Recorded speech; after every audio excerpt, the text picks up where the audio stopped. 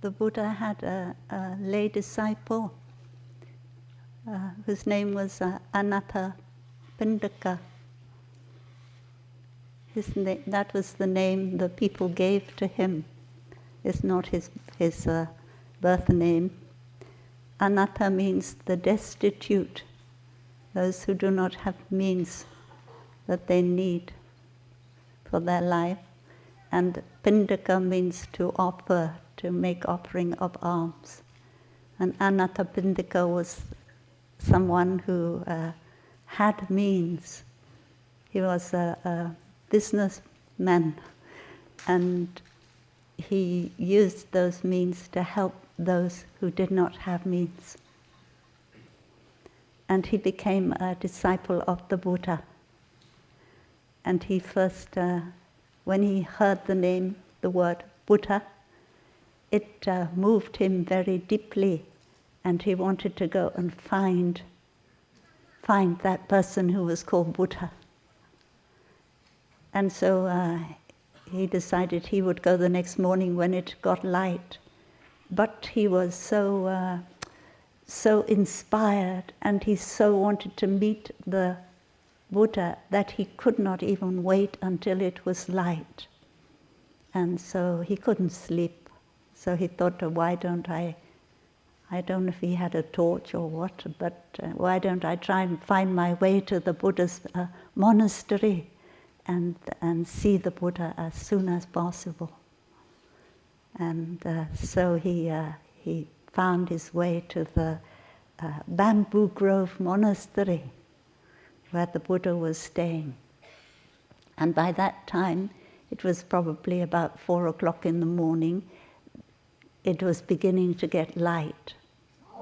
And the Buddha was already up and practicing walking meditation.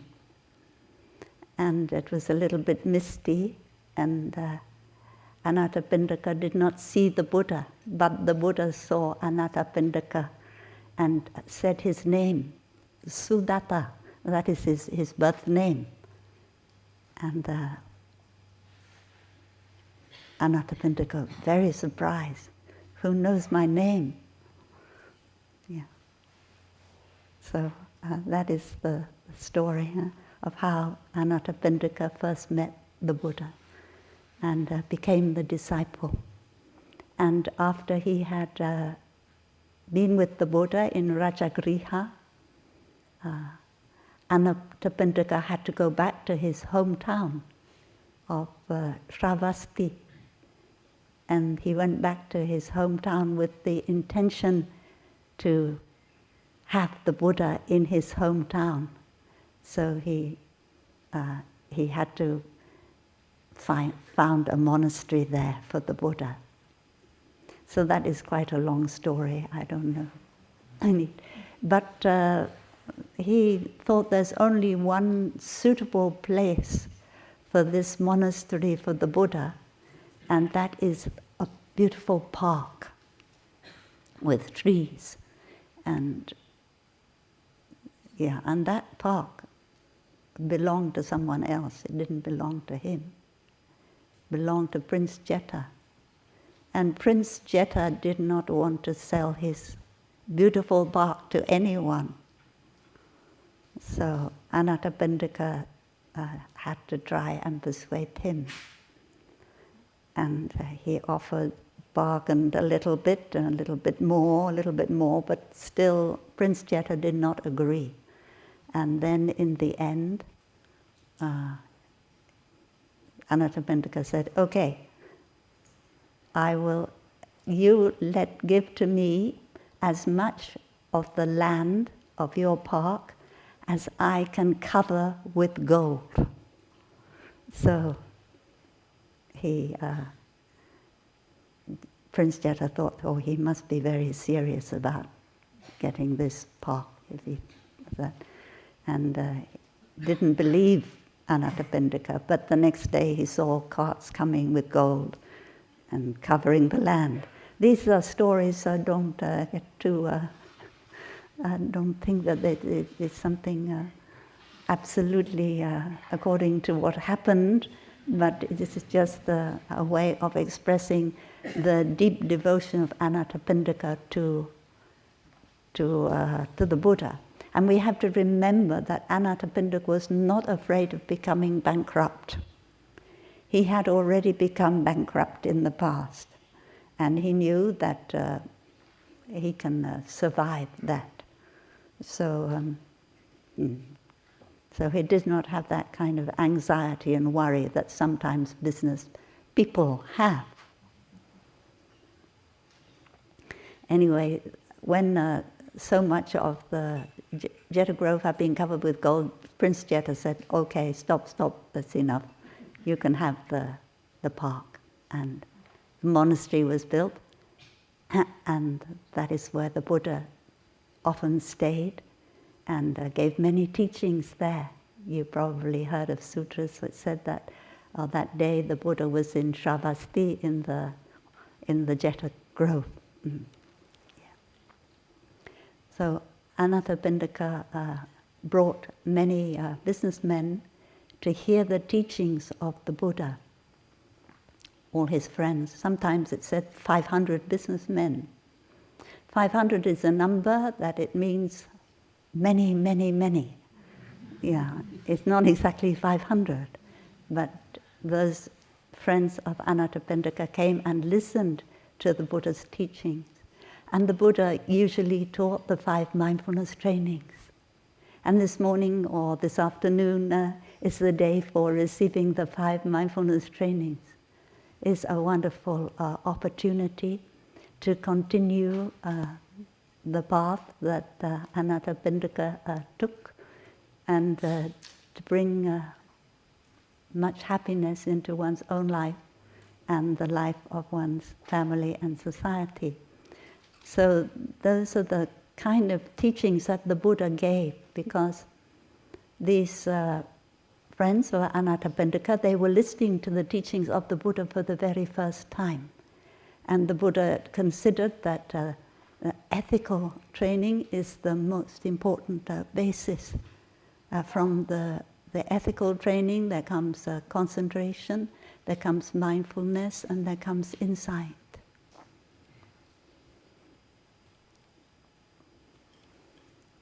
But of course there are deeper teachings.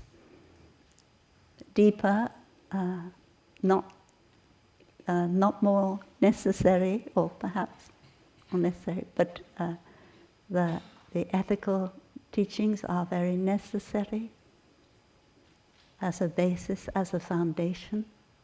But the deeper teachings are also very necessary for us to be able to go further. And during this retreat, you have already heard some of the deeper teachings, how to go from the historical to the ultimate, and how to bring the historical and the ultimate together. So you already been initiated into those deeper teachings. So Anathapindika continued to listen to the Buddha's teachings. His whole family came to listen to the Buddha's teachings. And there came a time, as it comes in everyone's life, that Anathapindika fell seriously ill. And it was obvious that he was not going to live much longer. So when he first fell ill and was not able to come and visit the Buddha and listen to the Dharma talk, the Buddha went to visit Anathapindika to encourage him in the practice. And then when after that the Buddha maybe had to move somewhere else, and so he entrusted the teachings to be given to Anathapindika to his senior disciple, Shariputra. Shariputra had always been a very close friend of Anathapindika from the very start. When Anathapindika had gone to the Jeta Grove to build the monastery, it was Shariputra who went with him to advise him And Shariputra and Anathapindika, Shariputra and Ananda went together to visit the householder Anathapindika when he was very sick. And when they first arrived, they asked, "Friend Anathapindika, how is your sickness? How is your health? Is it getting better, or is it getting worse?" And Anathapindika said, "Friends, they're not friends. Huh? He shouldn't call them friends. What do you call them? Venerable monks. That is the Indian way. Venerable monks.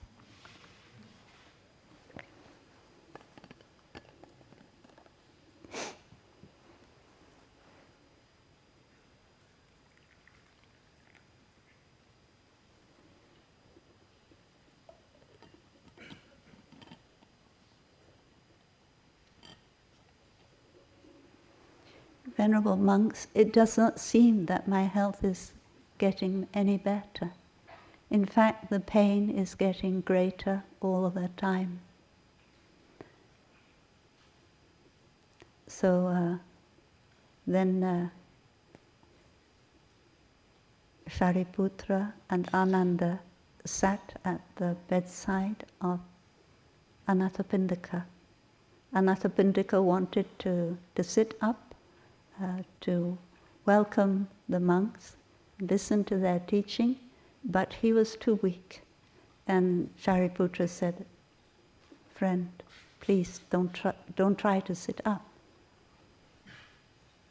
And then Shariputra began to give a teaching. I think many of us have been at the bedside of someone who is not have much longer to live, and we have some experience of what to do and what not to do. But in this case, Shariputra knew that the best thing to do is to water the seeds of deep happiness in Anathapindika. Because when someone is in a lot of pain, and when someone also has fear, not knowing what is going to happen, is the pain going to get worse, and am I going to die, and that kind of fear, then what that person needs is the seed of deep happiness to be watered. And so Shariputra knew very well that the deepest happiness of Anathapindika was the Buddha, the Dharma, and the Sangha. So Shariputra began to talk about the Buddha, began to describe the qualities of the Buddha. The Buddha is the one who is fully enlightened.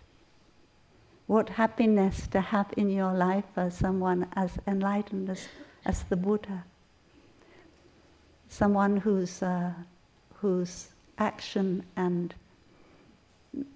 understanding go together. Someone who is like a charioteer who can lead humankind. Someone who is worthy of all respect and worthy of offering. And then Shariputra went on to describe the Dharma. The Dharma is very deep and lovely. It is not like ordinary philosophies and teachings that we hear, because the Dharma can liberate us from our suffering. I remember the first time I heard the Dharma, that was when I was in Greece, and I came late to the Dharma talk, and The Dharma talk was in Tibetan, and a monk was sitting next to and translating. So there's one sentence in Tibetan, one sentence in English. And so that monk was telling the story of the rope and the snake. So in the twilight, someone is walking along the road, and there's a rope lying in the road. But because there's not enough light, that person thinks that it is a snake, but it isn't, it's a rope. And thinking that there is a snake lying in the road in front of me, his heart began to beat very fast, and he began to feel very afraid.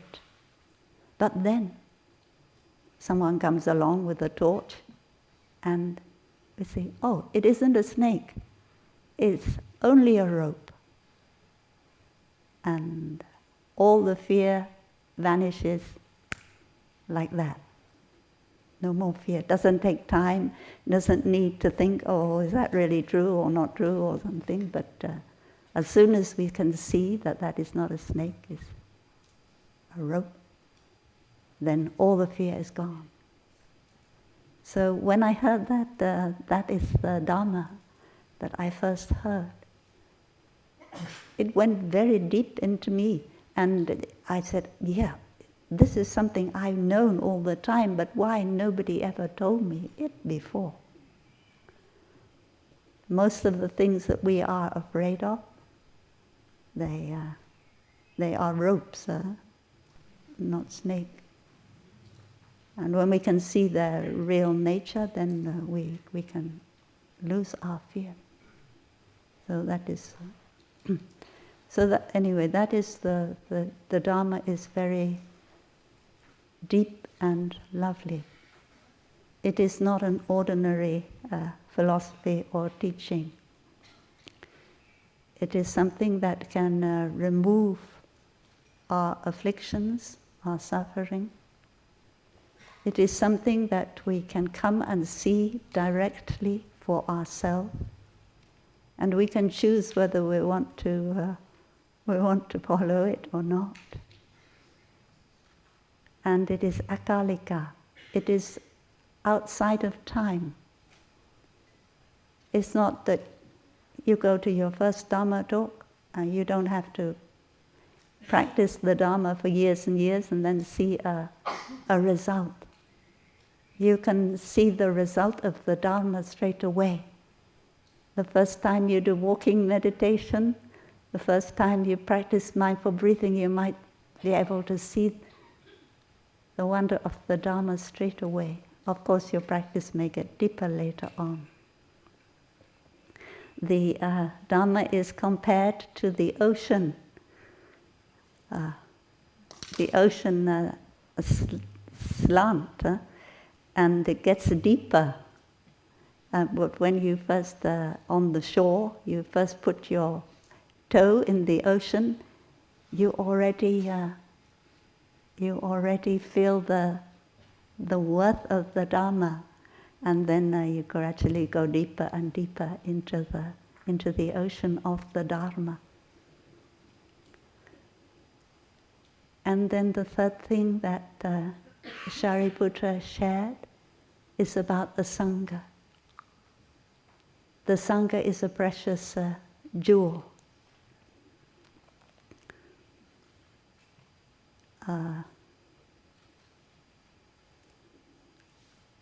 It is made up of 4 pairs and 8 kinds of holy people. As soon as we enter the Sangha, we are a holy person. Yeah. And of course, we can make progress in our holiness. But it's said that once we enter the stream, which is the part of the first pair, we cannot go back again. Shrotapana. You enter the stream of the Sangha, the Buddha and the Dharma. And you may, having entered the stream, you may say, oh, I haven't been to Plum village for 6 years. I haven't practiced for 6 years. But somehow that seed has been watered in you and is always there. So after 6 years, you come back again and you take up your practice again. And that is, you are a stream enterer.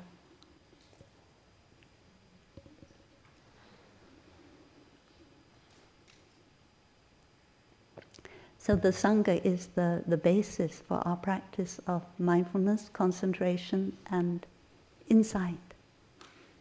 And we always come back to the Sangha for that nourishment. And we want to be a cell in the Sangha body. So we want to contribute our practice to the Sangha. And at the same time, we want to be able to profit from everyone else's practice in the Sangha. And sometimes, on some days, you feel your practice is not going so well. So you really don't contribute so much to the Sangha. You receive a lot from the Sangha. You say quietly to yourself, dear Sangha, today I am very tired. I did not sleep very well.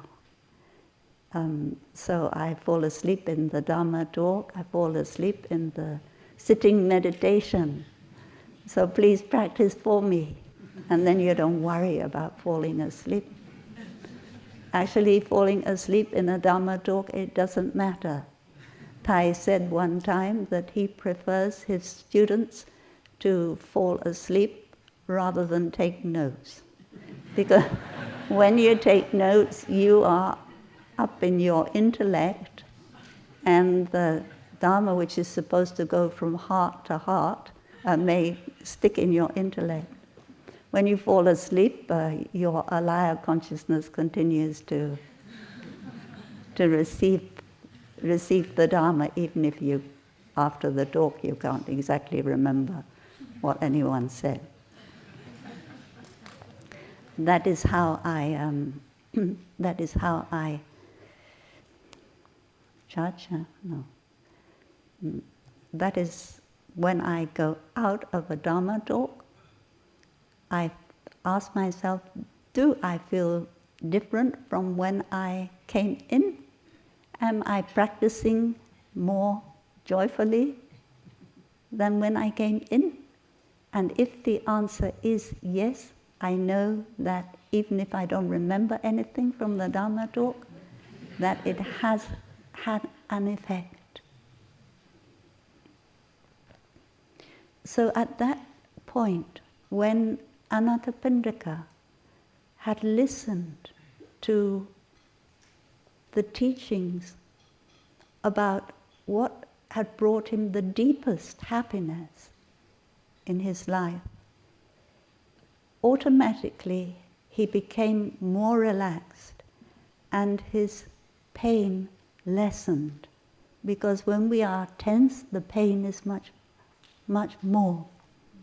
And I think you may have recognized that yourself when you have been with somebody who is on their deathbed, and you have come and you have taken their hand and started to massage maybe another person at the other side, and immediately that person becomes more relaxed. And eventually the relaxation is such that there is a happiness there.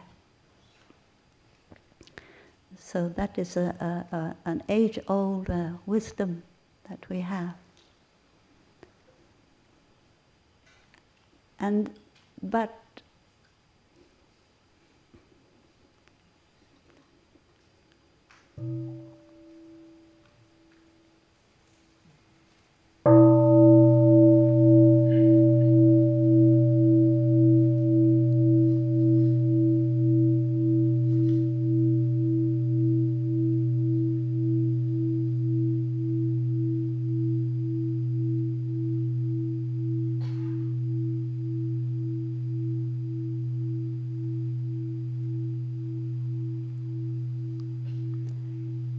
But Shariputra wanted to give Anathapindika something else.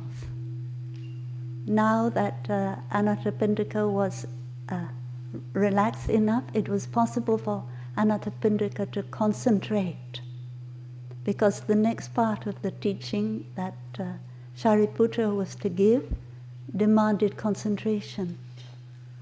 So Shariputra said, "Now, friend Anathapindika, please meditate like this." And began to lead the meditation, guide the meditation. So guided meditation isn't something that we do in Plum Village and no one else ever does. It was done in the time of the Buddha. So these eyes are not me. They are not mine. They are not myself. I am not caught in these eyes. So part of our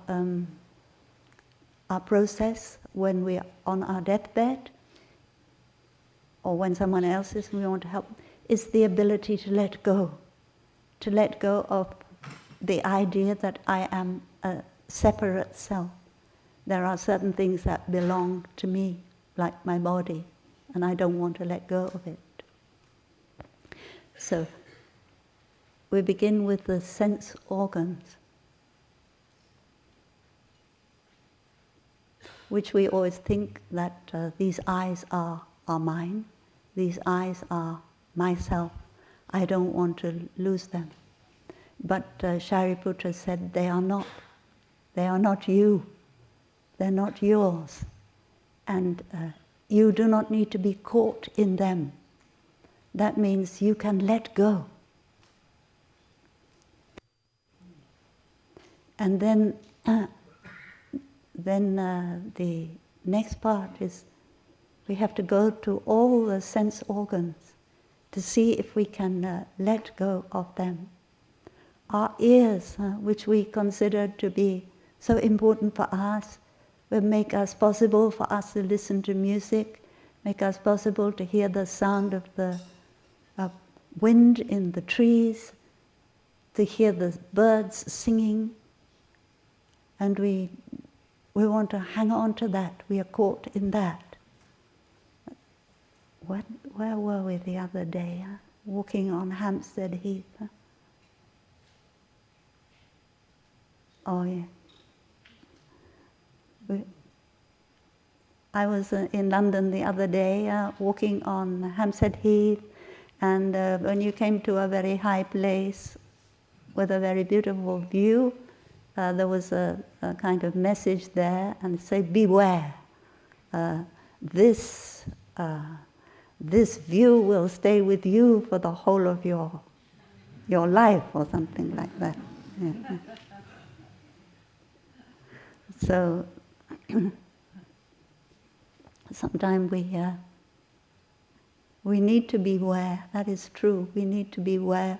We need to enjoy that beautiful view, but not to get caught in it, not to hold on to it.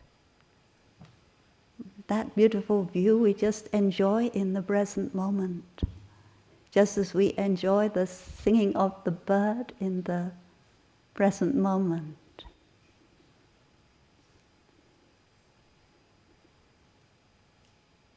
The bird is sing a song of the undying and the unborn. The bird sing a song of ultimate joy. But we don't hold on to that. This nose is not me, is not mine, is not myself. I am not caught in this nose. I can let go of my nose. I know that maybe in a week time, or that my nose will turn into ashes, So I can let go of that. And this tongue is not me, is not mine, is not myself. So to have at your bedside the Venerable Shariputra and Ananda, who have practiced this meditation many times and have been able to let go of the idea of a separate self, is very lucky. That will give the person on their deathbed a lot of energy and capacity for insight. But it's not sure that at that moment we will have Shariputra and Ananda. If we are lucky, we will have the equivalent of Shariputra and Ananda from our local Sangha. But it may not be like that. And so this meditation is something we train ourselves in from now on. And this body is not me. It's not I. It's not mine. It's not myself. How many million of bacteria are in your body? Huh? Not the same DNA as what you have. What about in each cell of your body about the mitochondria? Yeah. They are not your DNA. So every night before I go to sleep, I wish the bacteria and the mitochondria and the fungi and the whatever else is not my DNA, which I couldn't really call mine, to have a good rest.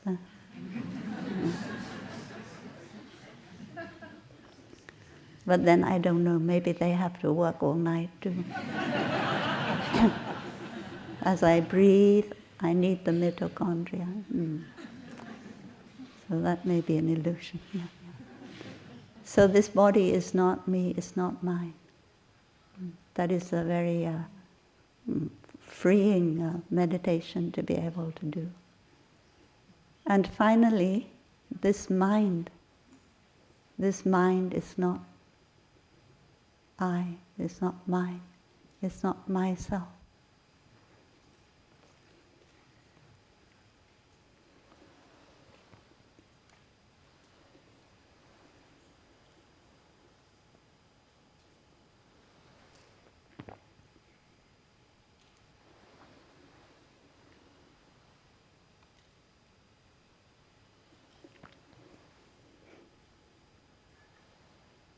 So if I have eyes,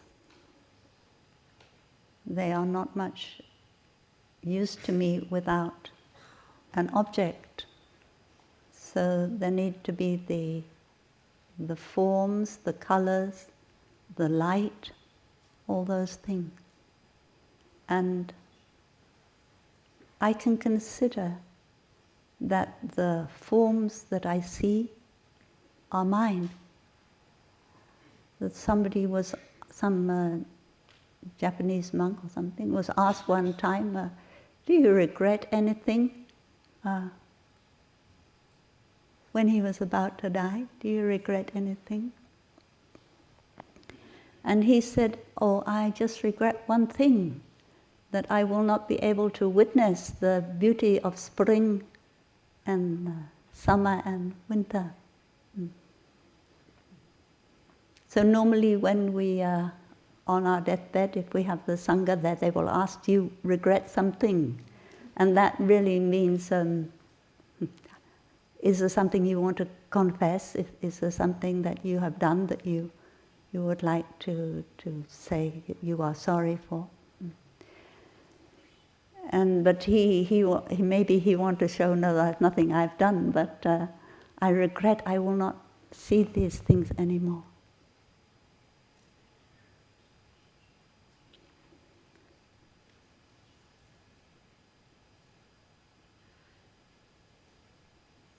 So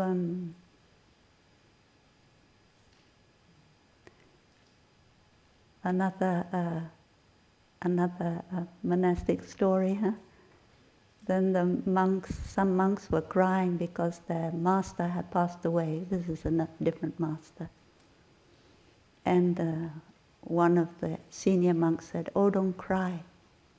Our master is there in the mountains and in the forest, in the scenery, is here in all our surroundings."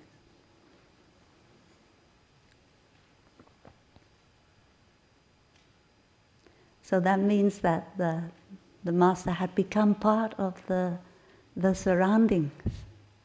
And not only become part of the surroundings at his death, but had become part of the surroundings during his whole lifetime.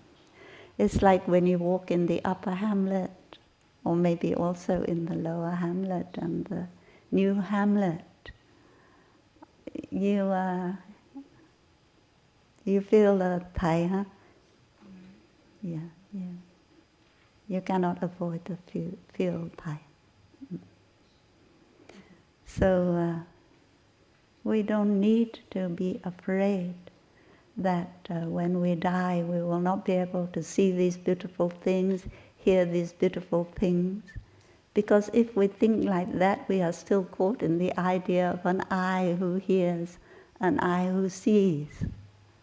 But in fact, the eyes, there are always eyes there to see. There are ears to hear. And we can become one with the things we want to see and the things we want to hear. For other people to be able to see and hear them. So we go through all the senses. This sound is not me, is not mine. I can let go of it. I don't have to hold on to it. The sound of the voice of Shariputra leading the guided meditation is not mine. I can let go of it. And that voice of Shariputra, it will continue to guide meditation for many people. This is something we need to look into a little bit. From, if we go back to our historical and ultimate, one time we have the tendency to say, well, I won't be here anyway. We have the tendency to think the young people will have to suffer all the consequences of global warming, but because I'm old, I won't be there. I won't be there to suffer, so I won't have to go through that. And sometimes maybe the young people also think that. Oh, you're old, you don't have to worry. But that is not a good thinking, not a right thinking on my part. It may mean I'm not so responsible. I hope it doesn't mean that. So from that point of view, it's not right thinking. But also from the point of view of the reality of things, it is not right thinking. Because once this body has been consumed by the fire or buried in the earth, where does it go? And the mind that goes with the body, where does it go? It doesn't go anywhere. So we will still be there in some form or another. Yesterday we were reading about the touching the earth, the Mother Earth. What are we talking about? Mother, you take me back at death. You give me life, you take me back at death. So that is very beautiful. When we die, we become one with Mother Earth. And so all that Mother Earth has to go through with, we continue with Mother Earth. So that is more close to right thinking.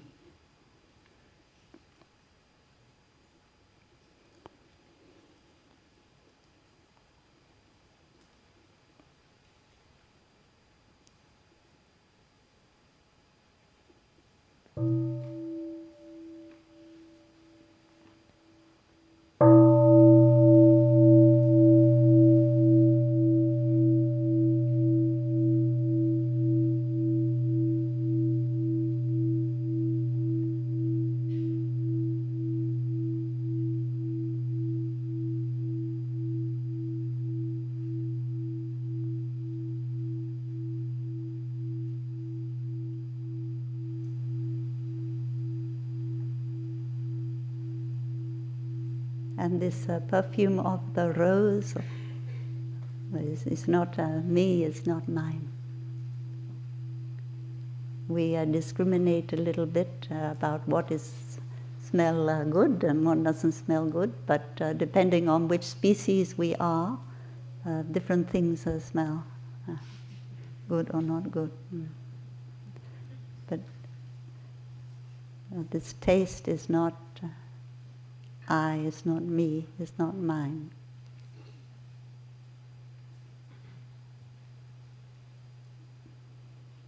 I think when we are on our deathbed, we're probably no longer attached to good tasting food anymore. Huh? But there are some stories about people who are attached. Sometimes when you become a vegetarian, you give up certain things. Like anchovy sauce. That is fish sauce in Vietnamese. And you like that taste so much, but you really determined to become vegetarian, and so you decide never again. And you put it, bury it under the earth or whatever. But then on your deathbed you regret. You regret, why did I give up this taste? No, this has truly happened. Huh? And you ask those people who are around you, they ask you, do you need anything, would you like something?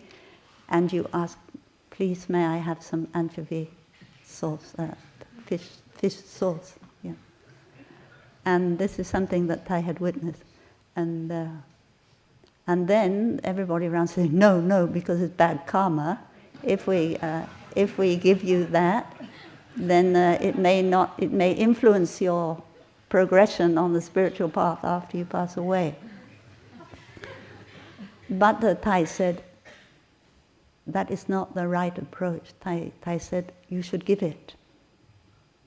You should give it because then taste it, they will see it's horrible. And then they will be able to give up their attachment to it. Whereas if you say, no, you can't give up your attachment. So that is a way of looking of a Zen master to help his students.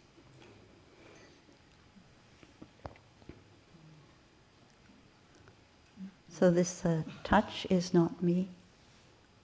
I am not caught in this touch. We know that when somebody is on their deathbed, it's very important to practice massage, to massage the feet, to massage the extremities, because the feeling begins to go out of those parts. So we have to meditate according to this. This touch is not me. I am not caught in this touch. In order to be able to see that this touch isn't something special for me. This touch is a wonderful interbeing which I don't have to be caught in as myself. And I can let go of it. And this thought is not me. I am not caught in these thoughts. How wonderful to be able to let go of our thinking, not to be caught in our thinking.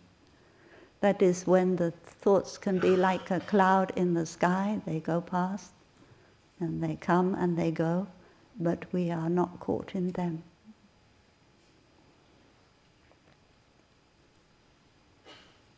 And we also know, and it's true with neuroscience, that the eyes and the what you call it, the optic nerve, and so on, and the form is not enough to make the orchid that we see. In order to see the orchid, there has to be a consciousness. So the eye consciousness is also something that I need to let go of. My eye consciousness, ear consciousness. All of our senses need consciousness in order to be able to bring to us the form that we think is outside of us. The song of no coming and no going, which we sometimes sing to someone on their deathbed, or we sing at their cremation, says that over there, the wide ocean and the sky with millions of galaxies, all these things arise from the depth of consciousness. That is, if there was not consciousness, these things, the stars would not be possible, the oceans would not be possible.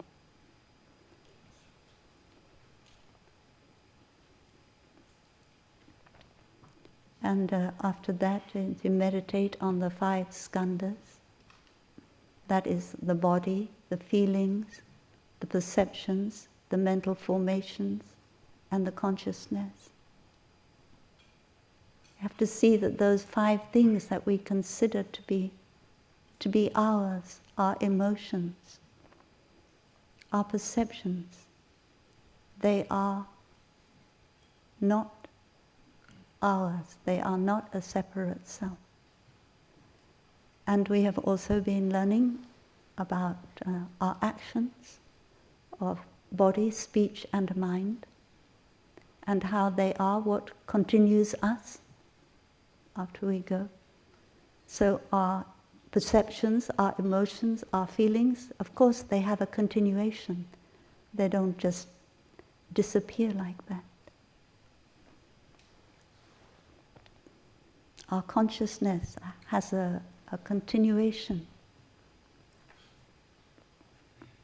But to remember, your consciousness is not I, it's not mine, it's not me, it's not that you become consciousness when you die. That is a wrong view.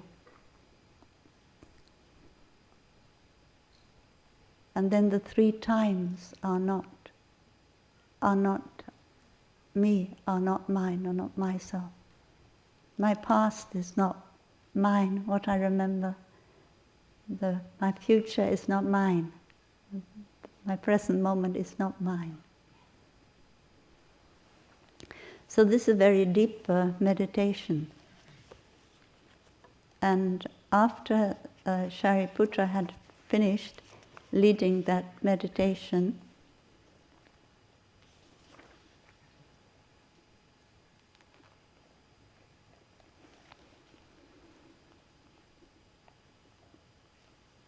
friend Anathapindika, you have meditated that everything that arises is due to causes and conditions and does not have a separate self. That is called the meditation on emptiness. It is the highest and the most profound meditation.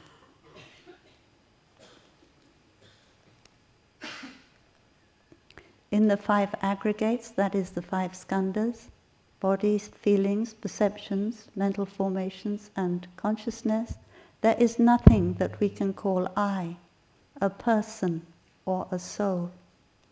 Ignorance is the inability to see this truth.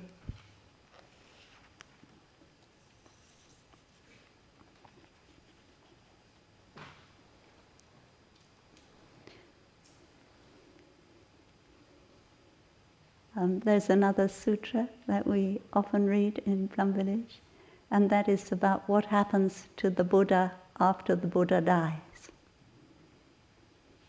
And we had a retreat once in Plum Village. It was called What Happens When You Die?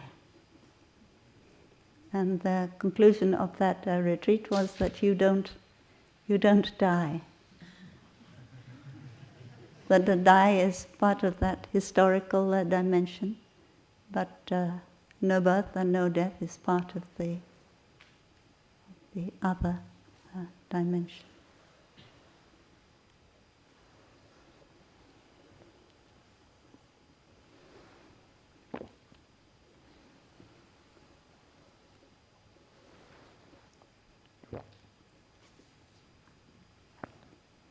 We like to think that there is a soul that will continue when this body disintegrates. And sometimes if we don't believe in a soul, we substitute consciousness, an individual consciousness that continues when the body disintegrates.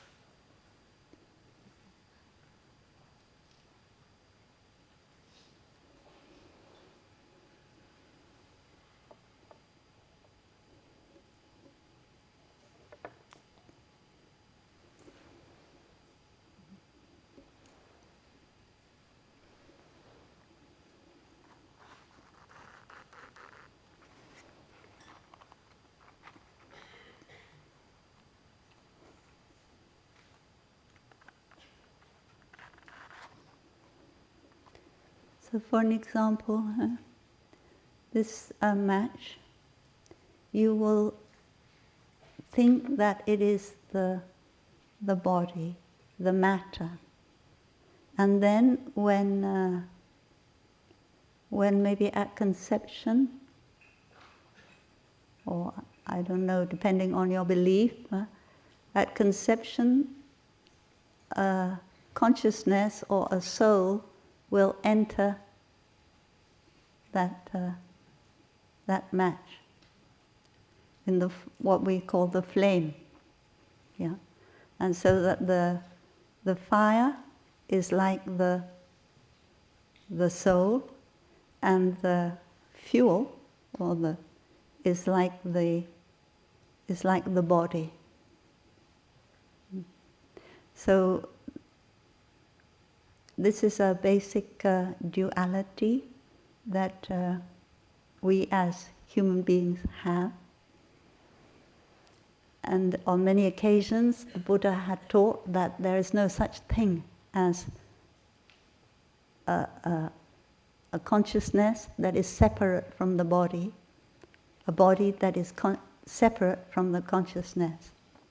And when the conditions are right, the consciousness and the body arise at the same time, together. There is not one that is there before the other. They make each other possible. In the same way as when you have a match, when the conditions are right, then there will be a flame. The flame isn't there before, and actually the fuel is also not there before, because before there is a flame, you cannot call it fuel. It's only a fuel when it has a flame.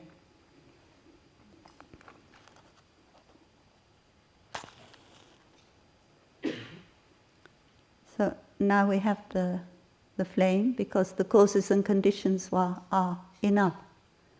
The causes and conditions are in the sulfur,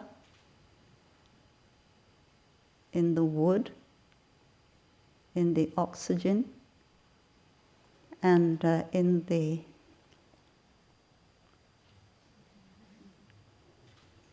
the movement of the fingers. It makes the possibility for there to be both the flame and the fuel. Before that, it was not, those two things were not there.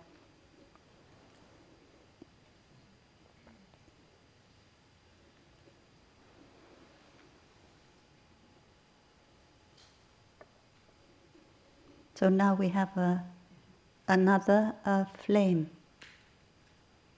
Or is it the same flame? That we don't, it's a difficult question to answer, huh?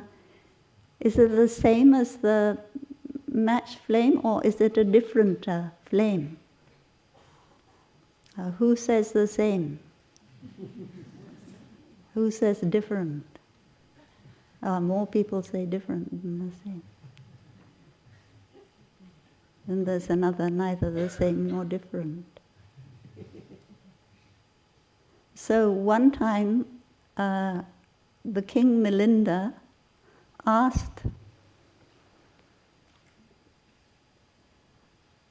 his monk teacher, Nagasena, is there someone who transmigrates from this body to the next body? And Nagasena said, no, great king, there is no one. And then the king didn't understand. He said, give an example. And so Nagasena said that, say you have a lamp and you light another lamp from the first lamp.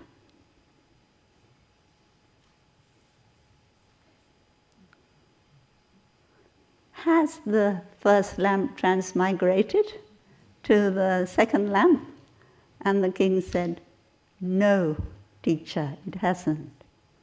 Yeah, so that is the Buddhist teaching on there is no reincarnation, there is no transmigration.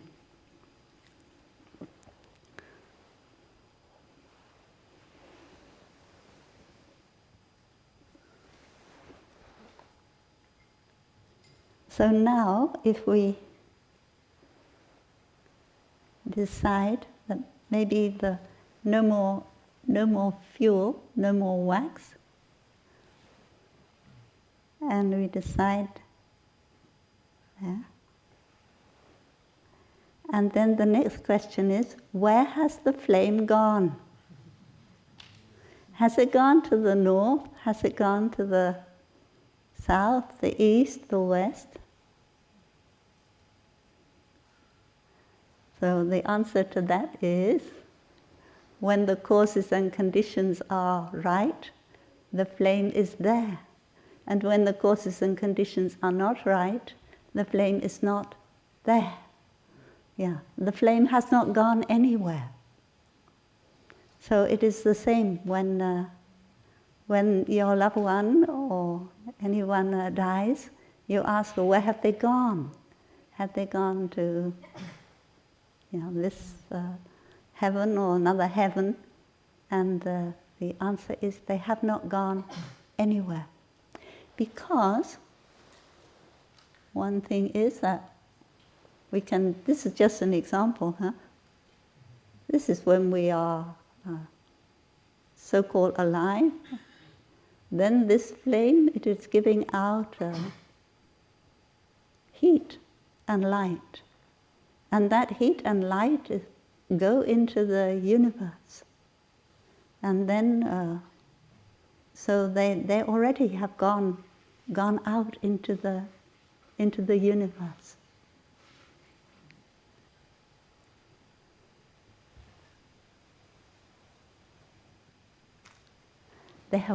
The person you ask, where have they gone? Oh, they have gone into me. They have gone into my brothers, they have gone into my sisters. And if I really want to be in touch with them, I can be in touch with them in myself, in my brothers, in my sisters. I can be in touch with them in the scenery that they lived in and enjoyed. Yeah, because they have not gone anywhere. So that is teaching of the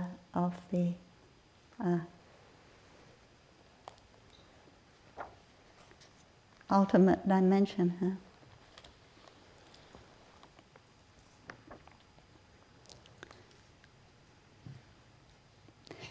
Friend Anathapindika, you have meditated that everything that arises is due to causes and conditions and does not have a separate self. When he had practiced to this point, the layman Anathapindika began to cry.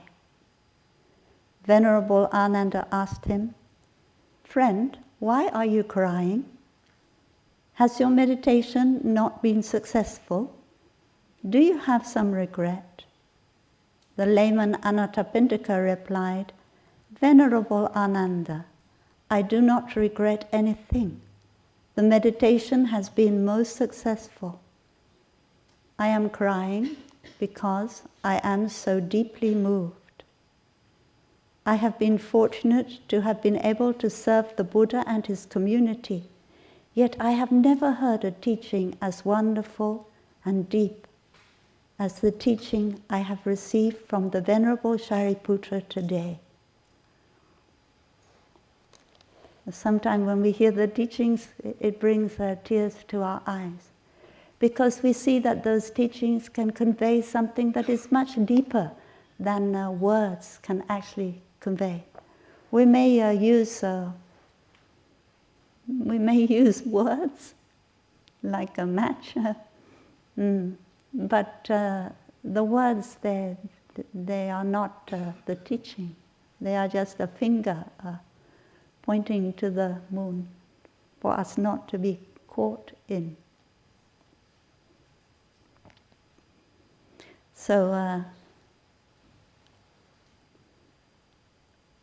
Anathapindika had a very deep request on his last request, and that was, please tell the Buddha that we lay people, we have the capacity to receive these teachings. So please, the Buddha, give these teachings more often to the lay friends. And we receive those teachings with our heart.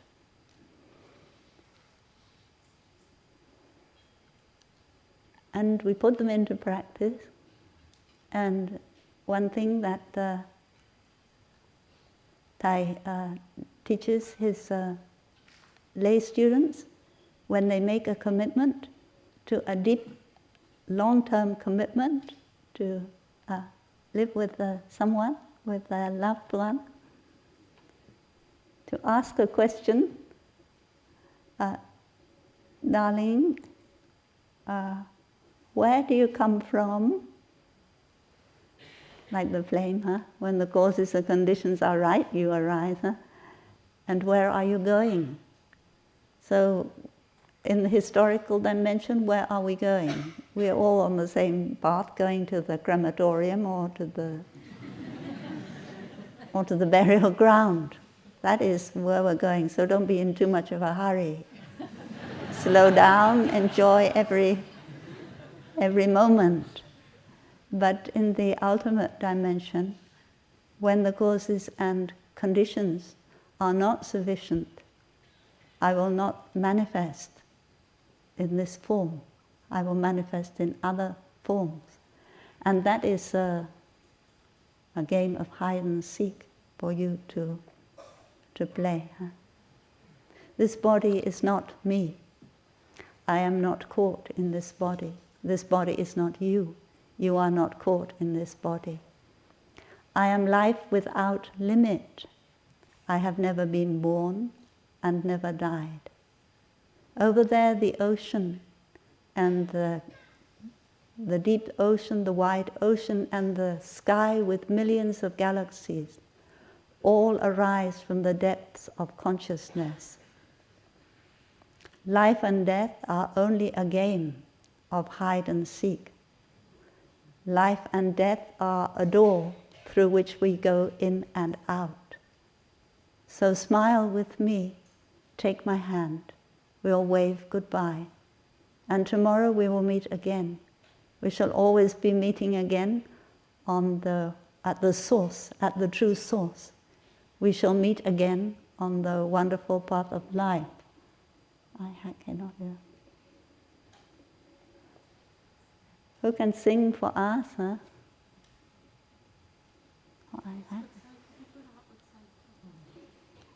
They can sing, huh? This body is not me. I am not caught in this body. I am life without limit. I've never been born and I've never died. Over there, the deep ocean and millions of galaxies all arise from the depths of consciousness.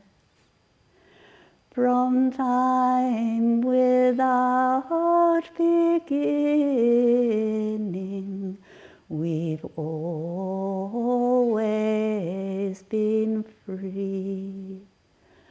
Birth and death are only a door through which we go in and out. Birth and death are only a game of hide and seek. So smile to me and take my hand and wave goodbye. Tomorrow we shall meet again at the true source. We shall always be meeting again at the true source. We shall meet in every moment on the million walks of life. And you also have a guided meditation on nirvana, which you may have already heard. When we see we see that the oceans and the rivers are in us, is in the blooming of a lotus. The blooming of a lotus, this is the advertisement bit. The most recent edition has a meditation on nirvana. So, dear friends, thank you for listening, and happy continuation of the path that you have already been continuing here. And we will continue for the rest of this lifetime and for many lifetimes to come. So please enjoy the 3 sounds of the bell.